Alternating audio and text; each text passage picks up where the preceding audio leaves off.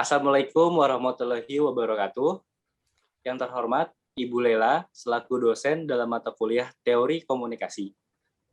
Hari ini kami akan mempresentasikan dua buah jurnal mengenai komunikasi antar pribadi. Judul yang pertama adalah Komunikasi antar pribadi nonverbal penyandang disabilitas di Deaf Finger Talk. Jurnal yang kedua adalah menuju persahabatan melalui komunikasi antar pribadi mahasiswa beda etnis. Nah, presentasi ini akan dibacakan oleh saya, yaitu Pramahesa Satyarsa Praja, dan rekan saya, Adiska Astari Dewi. Ya. Kita akan masuk ke slide pertama. Nah, dalam jurnal pertama ini, komunikasi antar pribadi nonverbal penyandang disabilitas di Deaf Finger Talk. Nah, jurnal ini menjelaskan tentang sebuah kafe dan car wash yang bernama Deaf Finger Talk yang memperdayakan tunarunggu untuk bekerja dan sebagai karyawan di tempat tersebut. Jadi, dalam penelitian jurnal ini, kafe yang bernama Deaf Finger Talk ini memang mengkhususkan atau bisa dibilang juga menjadi ciri khas yang mempekerjakan penyandang disabilitas tunarunggu dalam kafe tersebut. Oke. Untuk latar belakangnya, disabilitas penyandang tunarunggu mempunyai ada sebuah keterbatasan atau kekurangan pada fisiknya, membuat individu umumnya kurang mampu untuk menyesuaikan diri pada lingkungan sekitar. Adanya kecacatan pendengaran berpengaruh langsung terhadap kemampuan tunarunggu dalam berkomunikasi sehingga belum mendapat perhatian di dalam kehidupan masyarakat. Jadi memang dalam penelitian ini si peneliti memang ingin meneliti tentang disabilitas tunarunggu di kafe di Finger Talk ini.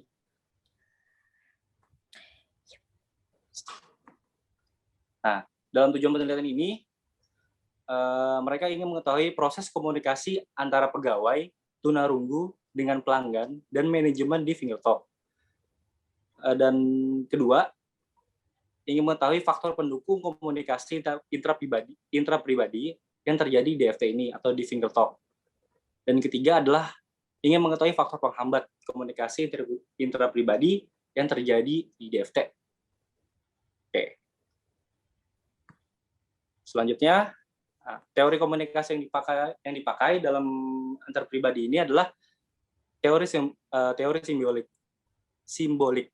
Nah, simbolik ini adalah seseorang sangat dipengaruhi oleh simbol yang orang lain berikan. Melalui pemberian isyarat berupa simbol, maka seseorang dapat mengemukakan perasaan, pikiran, maksud, dan tujuan. Jadi kenapa memakai teori simbolik? Ya memang dalam penelitian ini adalah penyandang disabilitas tunarunggu, jadi yang menggunakan bahasa isyarat. Oke, next. Metode penelitiannya. Ya, metode dalam penelitian ini menggunakan kualitatif dan menggunakan pendekatan wawancara mendalam dan observasi langsung. Nah, dalam penelitian ini, fokus dalam penelitian ini juga menganalisis subjek dan objek. Dan subjek dalam penelitian ini adalah pegawai tunarunggu DFT, teman dengar, manajemen, dan pelanggan. Sedangkan objek penelitiannya adalah pola komunikasi antara pegawai tunarunggu dan teman dengar. Sumber data didapatkan melalui wawancara yang secara mendalam. Oke. Hasil penelitian. Hasil penelitian pertama adalah proses komunikasi antara pegawai tunarunggu dengan pelanggan dan manajemen di Finger Talk. Dalam tujuan penelitian pertama ini mereka dibagi 3 ya. Yang pertama itu adalah antara pegawai. Proses komunikasi antar pegawai tunarunggu tergolong mudah.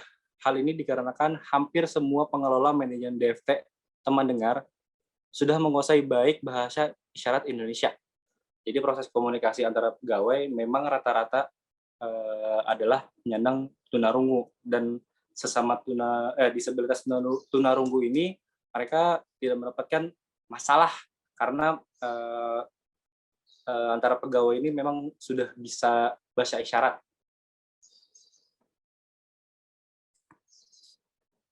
Nah, yang kedua, pegawai tunarunggu dengan pelanggan. Untuk pegawai tunarunggu dan pelanggan ini, pelanggan merasakan kaget dengan kondisi kafe DFT karena baru pertama kali mereka berhadapan dengan berkomunikasi dengan teman tunarunggu ini. Namun pihak kafe memberikan kemudahan dalam berkomunikasi, yaitu membuat kertas yang berisi kosakata bahasa isyarat yang umum digunakan selama kita berkunjung di DFT. Jadi bagi pelanggan yang kaget dengan pegawai-pegawai disabilitas tunarunggu ini juga diberi bantuan oleh si pihak kafenya ini dengan memberikan kosakata seperti memesan minuman atau makanan atau penyediaan dalam kafe tersebut. Nah, yang ketiga ini pegawai tunarunggu dengan manajemen DFT. Dalam proses komunikasi yang dilakukan, selalu melakukan tatap muka dan belajar bahasa isyarat bersama-sama, dikarenakan masih terdapat perbedaan bahasa isyarat. Jadi awalnya memang manajemen si DFT ini masih agak kerepotan dengan proses komunikasinya, karena DFT pun juga ingin belajar juga dari disabilitas tunarunggu ini untuk belajar bahasa isyarat.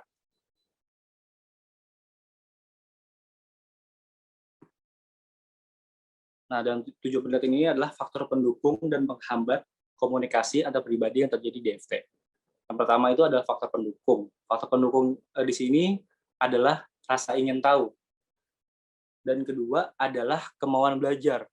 Nah, dari rasa ingin tahu ini adalah pelanggan bisa dibilang tertarik dengan kafe tersebut karena rata-rata dengan mempunyai pegawai yang disabilitas tunarunggu, dan kemauan belajarnya karena memang sudah tertarik. Jadi pelanggan baru atau pelanggan yang sering ke kafe tersebut ingin belajar mengenai bahasa isyarat dari si pegawai tunarunggu ini.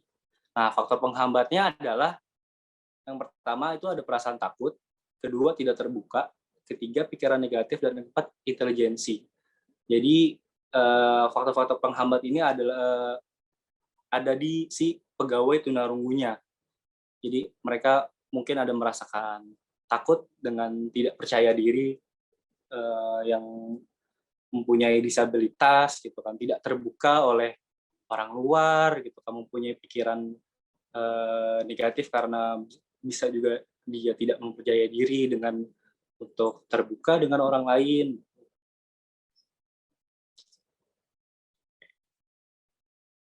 Nah, pendapat kami mengenai jurnal ini, dari pembahasan di atas disimpulkan bahwa adanya hambatan komunikasi secara verbal dan non-verbal. Berkomunikasi dengan penyandang tunarunggu mungkin merupakan tantangan tersendiri. Jika harus berkomunikasi dengan mereka secara rutin, ada baiknya kita mempelajari bahasa isyarat yang resmi agar kedua belah pihak dapat saling memahami isi pembicaraan dengan lebih mudah. Dan dengan menggunakan bahasa isyarat saat berkomunikasi, penyandang tunarunggu akan merasa lebih nyaman dibandingkan harus memerhatikan atau membaca gerakan bibir lawan bicara. Next-nya adalah pendapat kami tentang mengenai jurnal ini. Hal menariknya adalah dalam penelitian ini, tempat yang bernama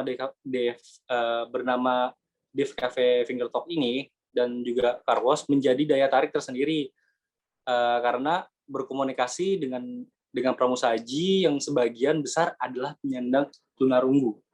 Dan hal yang dipelajari adalah dalam penelitian ini memberikan gambaran tentang pola komunikasi yang terjalin antara pegawai tunarunggu, teman dengar manajemen, dan teman dengar pelanggan agar kedepannya dapat bisa dijadikan referensi bagi siapapun yang ingin memperdayakan rekan-rekan tunarunggu untuk bekerja secara profesional. Dan yang selanjutnya bisa dibaca oleh rekan saya, Adiska Astari Dewi, untuk jurnal keduanya, yaitu menuju persahabatan melalui komunikasi antar pribadi mahasiswa beda etnis. Silakan. Ya, Adiska. terima kasih Esa. Eh, Kali ini saya akan mempresentasikan jurnal kedua dari komunikasi antar pribadi yang berjudul Menuju Persahabatan Melalui Komunikasi Antar Pribadi Mahasiswa Beda Etnis. Jurnal ini ditulis oleh Arianto, Program Studi Ilmu Komunikasi Universitas Tadulako. Sebelumnya saya akan menjelaskan secara singkat penjelasan soal jurnal ini.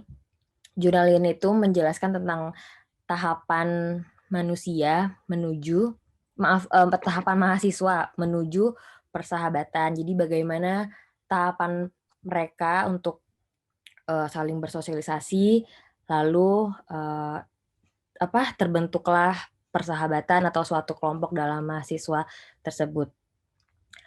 Latar belakangnya, menjalin hubungan persahabatan dengan orang-orang yang beda suku, agama, dan budaya perlu upaya dan kesiapan diri. Komunikasi antar pribadi berupaya mengembangkan hubungan antar sesama manusia yang bertujuan untuk mengurangi kesepian, mendapatkan pengetahuan atau informasi, sampai pada menjalin suatu hubungan persahabatan yang akrab. Pengumpamaan awal adalah saat yang menentukan apakah seseorang akan diterima atau tidak dalam menjadi teman atau sahabat, karena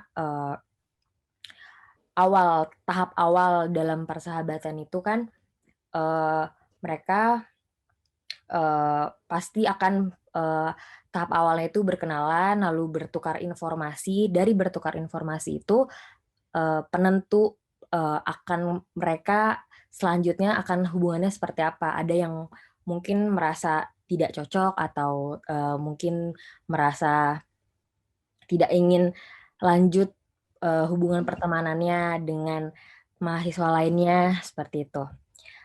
Menuju persahabatan antar mahasiswa beda etnis atau suku FISIP Universitas Tadulako melalui komunikasi antar pribadi berlangsung melalui serangkaian langkah atau tahap spontan.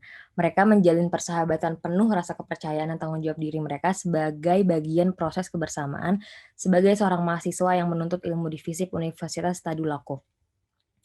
Tujuan penelitian ini untuk menguraikan tahapan-tahapan menuju persahabatan mahasiswa beda etnis melalui komunikasi antar pribadi di FISIP Universitas Tadulako dan menerangkan proses menuju persahabatan.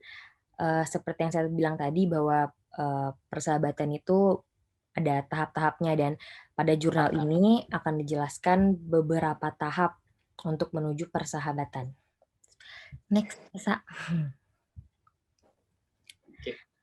Teori yang digunakan pada jurnal komunikasi antar pribadi ini ialah teori kebutuhan hubungan interpersonal. Sebagaimana yang dikatakan oleh William Schatz bahwa setiap manusia memiliki 3 kebutuhan antar pribadi yang disebut dengan inklusif, kontrol, dan afeksi. Saya akan menjelaskan sedikit tentang inklusif, kontrol, dan afeksi ini. Untuk kebutuhan untuk inklusi sendiri ini, kebutuhan untuk mempertahankan komunikasi yang memuaskan. Kebutuhan ini berupa kepuasan individu ketika mereka saling berkomunikasi. Terus yang kedua, kebutuhan untuk kontrol. Dalam kebutuhan ini terdapat suatu penguasaan dalam berkomunikasi seperti mempengaruhi, mendominasi, terus memimpin, mengatur, itu dalam contoh positifnya. Kalau dalam contoh negatifnya itu mungkin seperti memberontak atau memprovokasi untuk melakukan hal-hal yang bentuknya berontak.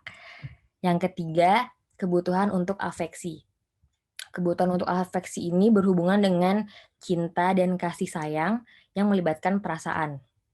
Dalam afeksi positifnya itu kayak rasa cinta kepada keluarga, terus rasa sayang sebagai sahabat, dan lain-lain. Kalau dalam bentuk afeksi negatifnya itu perasaan benci, perasaan iri, atau jarak emosional, seperti itu.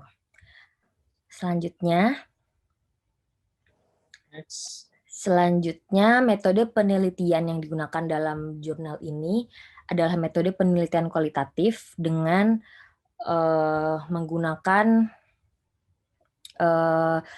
tipe penelitian studi kasus. Adapun karakteristik yang dibutuhkan untuk informan dalam jurnal ini yang terdiri dari salah satunya terdaftar sebagai mahasiswa FISIP Universitas Tadulako, yang kedua memiliki sahabat dan telah menjalin persahabatan paling kurang 2 tahun, yang ketiga dalam persahabatan ini memiliki etnis yang berbeda. Teknik pengumpulan data dalam jurnal ini itu observasi, wawancara mendalam, ya sama metode dokumenter. Selanjutnya, hasil dari penelitian ini menyatakan bahwa hubungan persahabatan antara informan beretnis Bugis dengan informan beretnis asli Kaili membutuhkan proses yang mereka lalui sampai akhirnya mereka menjadi sepasang sahabat wanita beda etnis.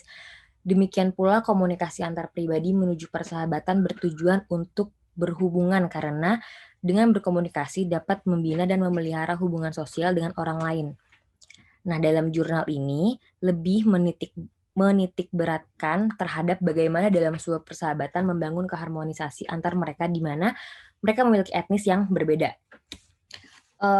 Penelitian komunikasi antar pribadi ini jadi mereka menemukan sepasang sahabat perempuan yang sama-sama perempuan yang berasal dari etnis yang berbeda, yang satu dari Bugis, yang satu dari Kaili. Lalu selama penelitian, si peneliti ini mencari tahu bagaimana mereka bisa menjadi sahabat dengan latar belakang etnis yang berbeda, karena pasti kan memiliki proses-proses atau tahapan-tahapan yang mereka lewati. Setelah itu ternyata seperti yang saya bilang di awal, mereka melalui tahapan saling bertukar informasi terlebih dahulu.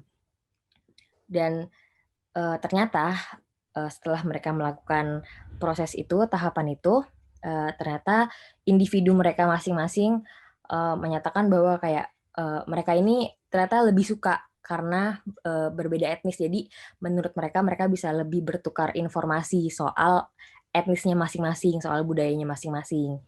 Jadi dari ada perasaan itu, mereka jadi memiliki ketertarikan untuk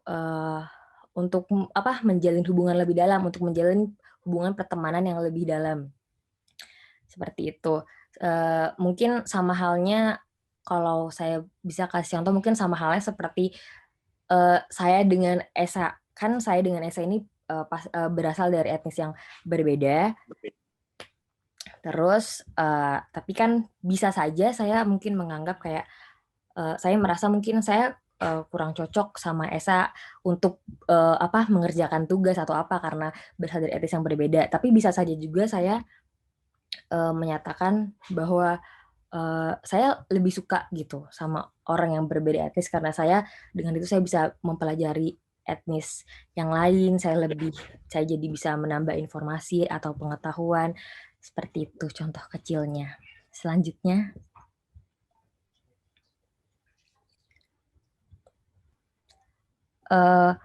pendapat kami mengenai jurnal 2 ini, hubungan persahabatan merupakan salah satu komunikasi antar pribadi.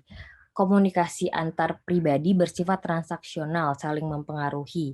Dalam persahabatan, kita akan mendapatkan rasa kebersamaan, kesempatan untuk membicarakan diri kita, berbagi pengalaman, dan saling menolong. Jurnal 2 ini memang menurut saya pada jurnal 2 ini memang nyata sekali karena pada dasarnya manusia adalah makhluk yang sosial, di mana pada hari-harinya itu manusia butuh berkomunikasi atau berinteraksi dengan orang lain untuk informasi, untuk mengerjakan tugas dan kebutuhan manusia yang lainnya. Seperti itu. Adapun manfaat komunikasi antar pribadi yaitu mengenal diri sendiri dan orang lain, mengetahui dunia luar, menciptakan dan memelihara hubungan, mengubah sikap dan perilaku, karena saat manusia berinteraksi, pasti di dalam interaksi itu ada entah itu saling mengoreksi atau mungkin apa namanya saling mengoreksi, terus juga saling bertukar pikiran sehingga bisa mengubah sikap dan perilaku individu, lalu bermain dan mencari hiburan karena komunikasi antar pribadi itu juga bisa menimbulkan atau menjadi hiburan untuk satu individu, lalu membantu orang lain. Seperti itu. Oke, jadi sekian untuk dua buah jurnal yang udah kita bahas. Kurang dan lebihnya mohon dimaafkan. Apabila ada masukan juga, apabila ada koreksi-koreksi, tidak masalah. Sekian dari kami untuk presentasi jurnal komunikasi antar pribadi ini. Terima kasih. Assalamualaikum warahmatullahi wabarakatuh.